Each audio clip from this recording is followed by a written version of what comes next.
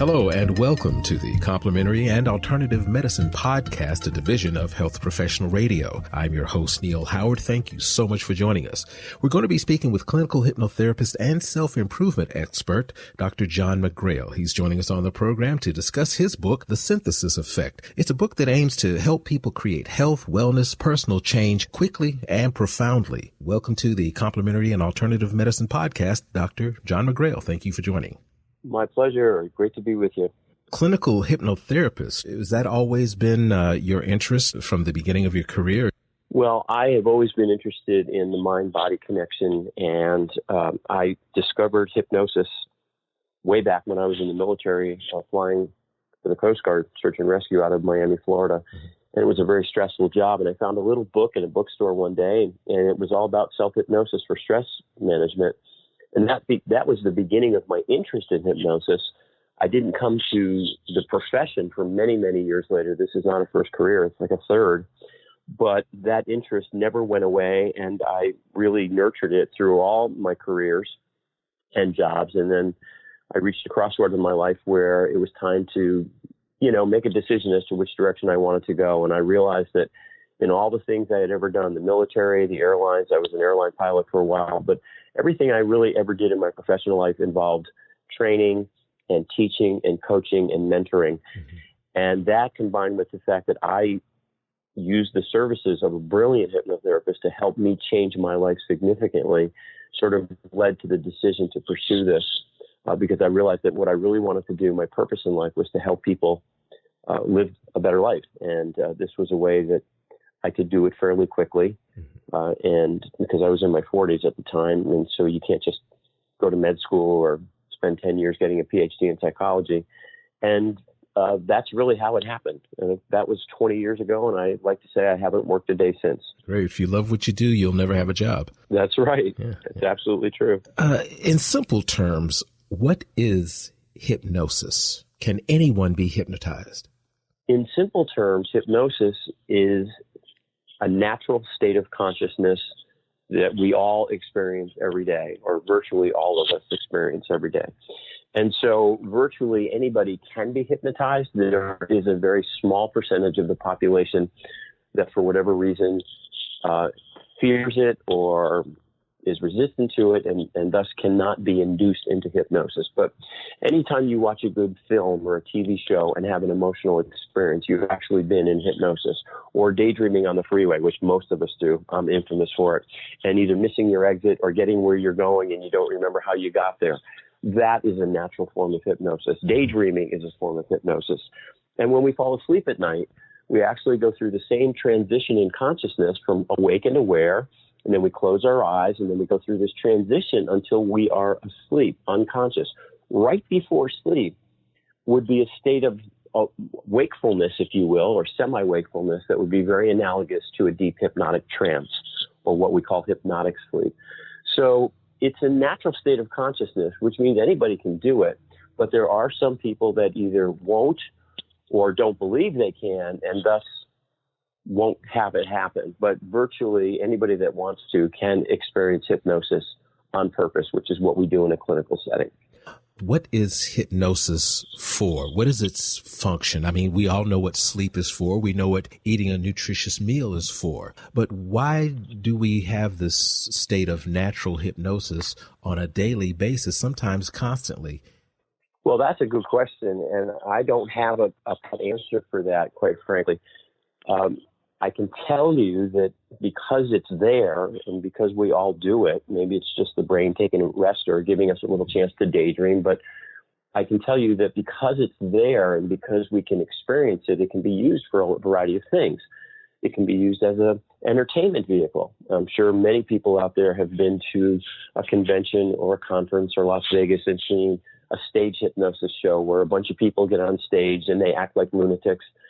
And the people in the audience are just amazed. They think, oh, my God, they certainly have been taken over. Nobody in their right mind would do that.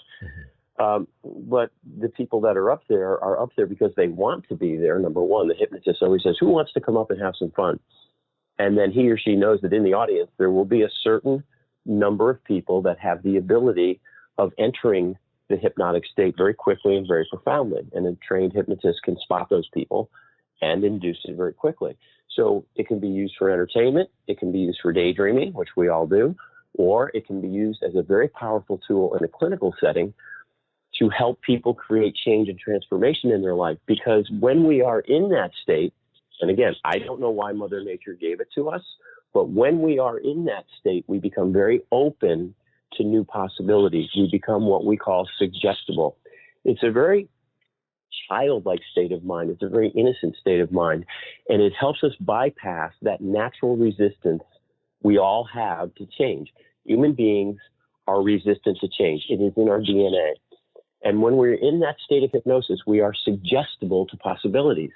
And that helps us make the changes we want to make, but are having trouble doing on our own. Why are we reluctant to change when the change would be possibly for the better, say, to quit smoking cigarettes? Well, you have to go back to the dawn of civilization. Just imagine a tribe of our forebears, and they find a beautiful green verdant valley. There's plenty of food. There's plenty of water. They're very happy. They're safe and protected. And then some other tribe comes in and says, you know what? You guys have to leave. We're taking over. They don't want to leave. They don't want to go into that great unknown because the unknown equals fear. Now, that goes back to the dawn of humanity. And over thousands and thousands of years, we have developed what we call homeostasis. That is the professional or technical term for it. But human beings will cling to the familiar with tenacity because the fear of the unknown is greater than the benefit they will derive. And a great example for this, I was chartered or commissioned to do an article on domestic violence several years ago. And this is a great example of someone who's in an abusive relationship. It can be a man or a woman. And there's this cycle of violence. And then it goes away for a while. And then there's a cycle of violence and it goes away. And until the fear of staying outweighs the fear of leaving, that person will likely stay in that abusive relationship. Do they know it's bad for them? Sure. Do they know they'd be better off without the abuser? Yes, but they stay. And that is just the nature of humanity. I don't know why, but that's how it happened. We are all resistant to change, even when we know it would be good for us. And so hypnotherapy is one of many tools that helps facilitate getting over that internal resistance that we all have. You're living in Los Angeles, and you've started a company called A Better You Incorporated. Is that correct? That is correct. I've been in Los Angeles for the last 30 years, actually, and A Better You has been in existence since about 2007. 2007. What exactly is the goal of A Better You? Well, it's just as the title suggests. It's helping people create a better version of themselves. It's helping people create the changes in their lives that they're having trouble doing on their own, whether it's something as seemingly simple as quitting smoking or losing weight, which hypnotherapy is famous for, but more profoundly, getting over low self-esteem or a feeling of unworthiness or low self-confidence, increasing performance. I work with a lot of people who are already at the top of their game, athletes, actors, writers, and musicians, but they want to get to the next level. And when you get to that level, say professional sports, the difference between great and good is all in the mind because you have the physical talent. And so if we remember that our mind is the arbiter, it is the processor of our entire experience. Life is processed through the mind. So if your mind's not working the way you want it to, because your subconscious mind, which is so much more powerful than your conscious mind, acts like a computer, if you will, metaphorically speaking. Once we're programmed into our patterns, whether they're positive patterns or negative patterns, low self-esteem, low self-confidence, negative pattern, subconscious mind doesn't care that it's a negative pattern. That's what it's learned to do. That's the program it plays. And we all get programmed into our patterns. So this process, A Better You, is about helping people get through the resistance they're feeling and to achieve whatever it is that's going to help them live a more powerful, abundant, joyful life. My rule number one, if anybody ever picks up my book, The Synthesis Effect, is life is supposed to be fun. And I truly believe that. We're not here to suffer. We're not here to just be in this agonizing experience. We're here to evolve, to grow, to produce, to be happy, to be joyful, to be loved. And we've found a way to make that really, really hard for ourselves. A Better You is dedicated to helping people through hypnotherapy, life coaching, and end-of-life coaching. That's my business partner. It's helping people live more powerfully. It's as simple as that. You mentioned the synthesis effect. That's your book. When did you become an author? What prompted you to be? Is this the first work that you've penned? Oh, God, no. I published my first article back in 1985 or 6, and it was for a fishing magazine. I've always just had a proclivity to be a writer, and I can't tell you where that came from. And I found that with a lot of practice and diligence, I was, pretty good at it. So I started publishing magazine articles about the outdoors, which is one of my passions, many years ago. And then as I came into this profession, it was just sort of natural for me to begin writing articles. And then when I earned my Ph.D., I had to write a dissertation, which is essentially a book. And I took the guts of my dissertation and made it readable for the public, which is what the synthesis effect is all about, essentially. What is synthesis? Well, it's a process. Of course, if we just look at the word synthesis, it is bringing disparate ingredients together in such a way to produce a stronger whole. So the process of synthesis is bringing both the conscious, logical, cognitive mind, the part of our mind that we're used to working with, together with the much more powerful subconscious part of the mind, which is really running the show most of the time, through a variety of tools and techniques, hypnotherapy, neuro-linguistic programming, and some proprietary models and techniques that I've developed, using these different techniques to bring the two parts of the mind together so they work in unison rather than in opposition. When you're feeling that resistance, when you want to make a change and you can't do it because you're stuck in your patterns, we, through synthesis, help that process get unstuck, if you will. Once the two parts of the mind are working together, then there's no resistance, and you can create whatever it is you want to create. So synthesis is just the process through which we do that. The effect, which is the end of the title, is learning how to live your life virtually free of suffering. It's never perfect, but it's amazing how powerfully you can live your life if you get the right assistance. And again, most of us need assistance to make these kinds of changes because of the internal resistance that we all have at some level or another. So that's essentially what the synthesis process is about. So is synthesis achieved through hypnotherapy? It is one of the major tools, and I also use a variety of other tools and techniques, as I mentioned.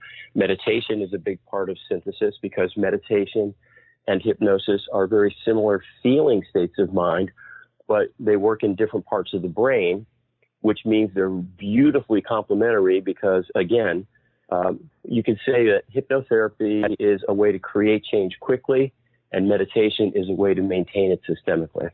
So if anyone can benefit, most of the population, as you say, is susceptible to hypnotherapy.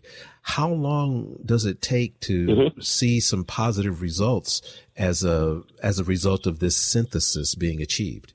Well, it's different for different people because we all have different minds. We all have different sensibilities. We all have different levels of internal resistance. There are very few people, a small percentage of the population that doesn't need it. They just have the ability to make change whenever they want to, but it's a very small percentage. So for some, it takes longer than others. But as a rule, hypnotherapy and my process is a short-term therapy. So, on average, my clients are with me from 3 to 5 sessions. That's just a sort of a ballpark. But again, it varies with individuals. It varies with the issue at hand. How deeply ingrained is the resistance? How deeply ingrained is your feeling of low self-confidence or unworthiness? Everybody's different, so everybody responds differently. But I would say that most people, if they commit to the process, which is committing to themselves and do the work, get results pretty quickly, sometimes incredibly quickly. Is that period of time, I'm assuming it's a shorter period of time than one would normally spend with a hypnotherapist trying to achieve some of the same things.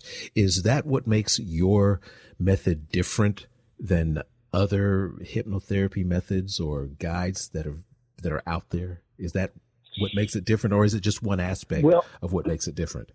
No, I think It's really hard to answer because I can't talk to what other hypnotherapists do. There are so many ways of using this state of consciousness and so many different methodologies and training programs. But I will say that, for whatever reason, when I was doing my research and began to incorporate these different techniques together, I found that my clients got results more quickly than they used to. And that's really how the process evolved over a number of years. Was bringing different techniques together at the same time to produce an effect more quickly. So as a rule, I found that once I had perfected this, I shouldn't say perfected because it's still evolving. I'm still learning and I'm still incorporating new tools and techniques. But what I found was that my clients with the process got results in about half the time than they did before I had the process when I was just using conventional hypnotherapy. Now, is it me? Maybe part of it. I'm pretty good at what I do. I've been doing it for a long time. But I do believe that when you bring the right techniques and tools together to match a person's sensibilities and desires, and they're committed, they have to be committed. This is not magic. There's work involved on their part. You can get results very, very quickly. After all, it is your mind. You own it. So you have the ability of making it work the way you want it to rather than the way it's learned to. The subconscious mind, again, is metaphorically a lot like a computer. We just play our patterns over and over again. I think that is a big part of why people get results so quickly. And also, I'm very careful about who I work with. I don't take clients that aren't committed to the process because if you're not, nothing's going to happen. Mm-hmm.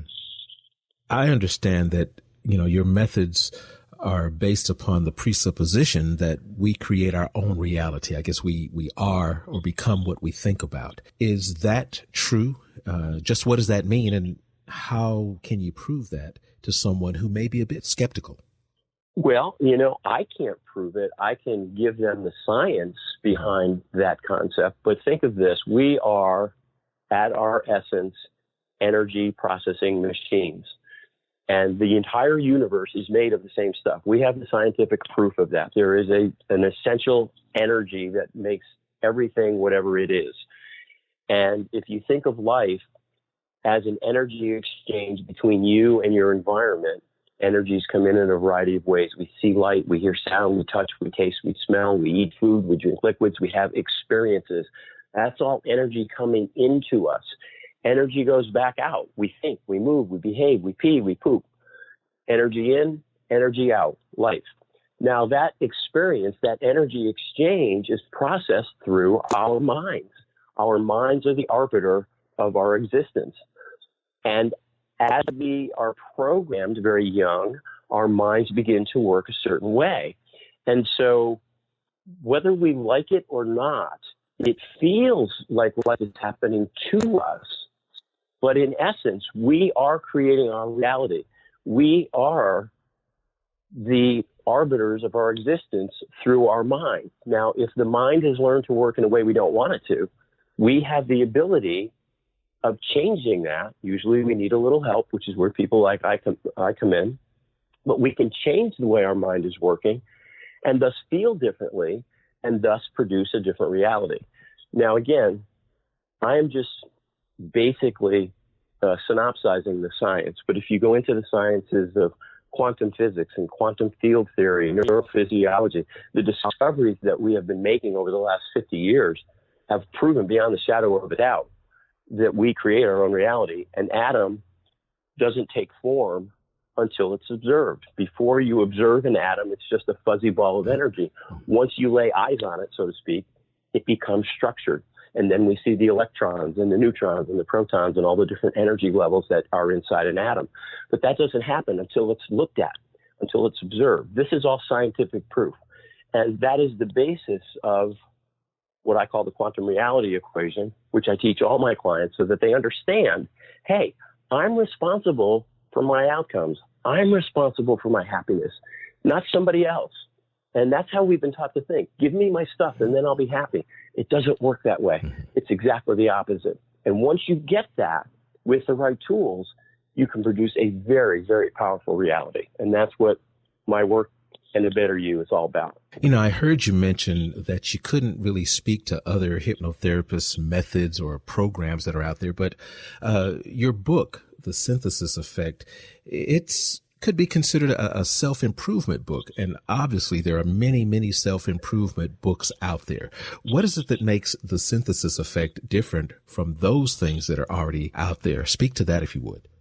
Sure, I'd be happy to. Well, it is and was designed and written to be a self-improvement book. It's designed to help readers go through the process of learning how to do this synthesis process, of learning how to empower their lives.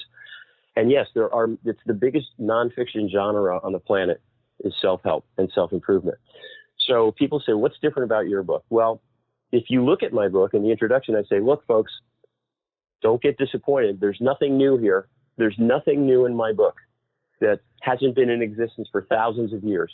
So if there's a difference, and I don't know exactly how I achieved this, but it's the perspective and the way it's presented. For some reason, I like to think at some level I was divinely inspired, because I look at it now and I'm just not that smart.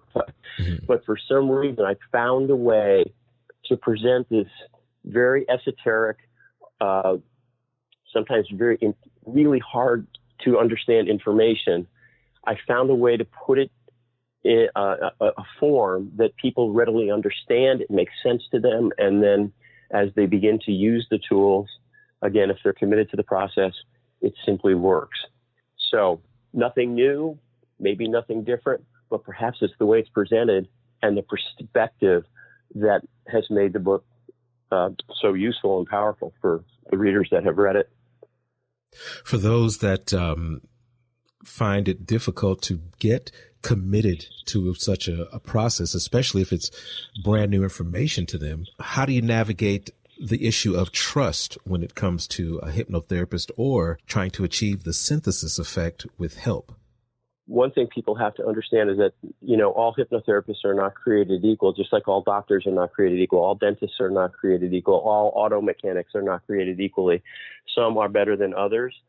There are so many different schools out there that, will train you in 3 days to be a clinical hypnotherapist. And of course, in 3 days, you can't learn very much at all. And then there are schools that are really, really good that give really solid training and, take up a reasonable, expectable amount of time. In order to trust somebody, you've got to ask questions. Just take someone's word for it. Ask about their experience. Ask about their training. Ask about the kinds of clients they have. Ask for client references. If a hypnotherapist won't let you talk to clients that have been through the process, they're hiding something, because most clients that get good results are happy to talk to other people about it. I always offer references if someone's unsure. And as far as the synthesis effect is concerned, well, the proof is in the pudding.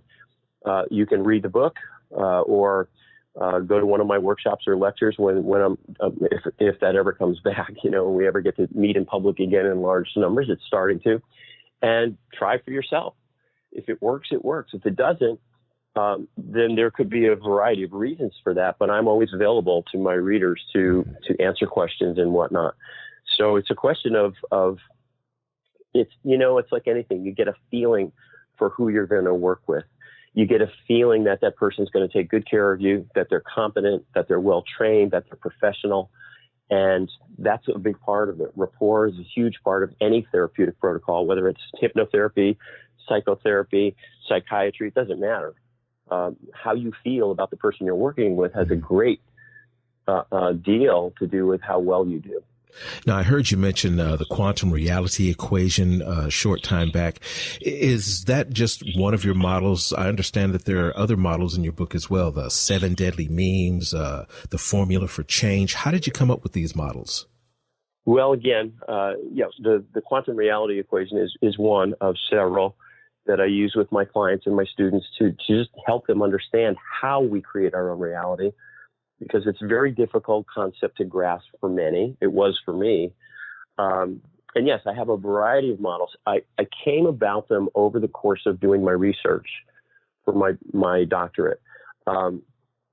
It's a lifelong passion has been studying a lot of these fields that synthesis taps into.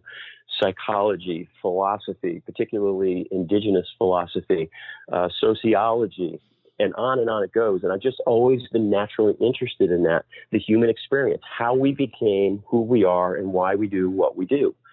And it was really 30 years of reading and studying. And then when I opened my hypnotherapy practice, working with, now thousands of clients and students over the years, that helped me kind of put these things together, because they're designed to help people better understand how and why they're in the position they're in, and how and why the tools that we're going to use are going to help them get out of it. That's really the essence of it. So it was a product of years and years of interest and research, and then practical experience in the clinic, doing workshops, seminars, and, constantly learning. And I'm still in that process. I'm constantly looking for new insights and new ideas to help my clients and students do better, faster.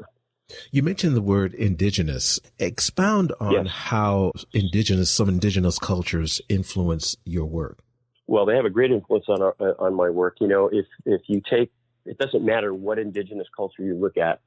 One of the interesting things I found is that when I started studying Native philosophy, whether it was the Australian Aboriginals or the Native Americans in North America or Central America or South America or Africa or Alaska, it doesn't matter.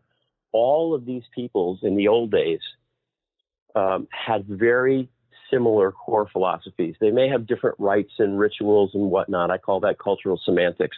But the core philosophy of virtually all native cultures is very similar. And that is sort of a theme of living in balance. They intuitively understand the nature of creating your own reality. They intuitively understand that the world is nothing more than energy. And they've known it for thousands of years. Only when we developed Western science and philosophy did we get away from that. And unfortunately, when we chose to start trusting empirical thinking rather than intuitive thinking, and that doesn't mean there's not a place for both, but we threw that concept of intuitive thinking, I'll believe in order to see, out the door. Instead of, we think, I have to see in order to believe. And again, we have now proven scientifically that when you're trying to manifest or create something, you have to observe it before it happens. In other words, you have to believe in order to see. And so a big part of the synthesis process is combining those two forms of thinking in a very powerful way. But Native philosophy has had a huge effect on my work, because these folks knew millennia ago a lot more than we, well, now we know it, but we had to come back to it. We got away from it, and then we came back to it. But it's essentially an intuitive understanding of how creation, how manifestation, how the energy flow of the universe works. Give us a website and some information where we can learn more about the synthesis effect and get a copy of your book, The Synthesis Effect. Sure, I'd be happy to. I have two websites. People that are more interested in hypnotherapy, my hypnotherapy website is just that, Hypnotherapy Los Angeles, all one big word spelled out, .com. And on the site, there's tons of content about hypnosis, hypnotherapy, and my synthesis process. And then my other site is drjohnmcgrail.com, DR, and my name, johnmcgrail.com. As far as the book is concerned, it's available on Amazon and barnesandnoble.com. It's not in bookshops anymore. Hopefully when we do a second printing, it'll go back into the stores. They have a very short shelf life in stores, though. But Amazon, barnesandnoble.com, it's available in both paperback and ebook. And I would be delighted if anybody wants to give it a try. And in the book, as I said, I'm always there to offer help. If anybody reaches out to me personally with a question, I'm always happy to provide guidance with no obligation whatsoever and at no cost. And I don't have my people do it. I do it personally. I answer all my emails and all my phone calls personally. Well, John, it's been a pleasure speaking with you this morning. I appreciate your time, and congratulations on your book and the success, and congratulations on the success of your practice as well. I appreciate it. Thank you so much for joining us here. Well, thank you. It's very kind of you to say. It's been a pleasure to be with you.